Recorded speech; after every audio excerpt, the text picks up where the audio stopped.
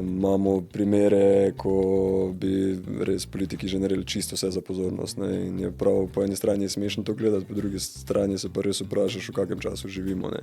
Jaz na primer TikToka izpred pol leta nisem ga sploh želel imeti, ne, ampak ti enostavno bolj povejo, da nisi konkurenčen, če ga nimaš. Ne. In čisto iskren, s tako muko v bistvu uporabljam TikTok, ne, ker da bi se toliko zlil s tisto vsebino na TikToku, ne, ampak pač tu si moraš to narediti, ampak fajn je, da vseeno to dostojanstvo nekako delaš. Ja, z integriteto. Vseeno si človek, ki ga ljudje zbirajo, da boš enkrat vodil državo in da tam v bistvu igraš klovna gor, ne vem, se mi zdi malo izpod nivoja. No. Ker pa te ljudje bojo vodili državo, zdaj pa neke fore iz TikToka pa snemajo se. Fore Gen Z-a pa to uporabljajo, ker hočejo biti, ne vem, hočejo se poistovetiti s to generacijo, ne, ampak mislim pa sej mladi niste naivni, da boste padali na to. Glih kontraefekt. Glih kontraefekt je, se isto se pa vsebine zbira, ne, veš, naprimer zelena politika je bila, te boomerski politiki vedno, ja pa to je zdaj hit, to se moramo dotakniti. Mislim, mladi niso naivni. Se pa vidijo, kdo to na pamet nekako prebrano pove, ne, kdo pa dejansko čuti problem v neki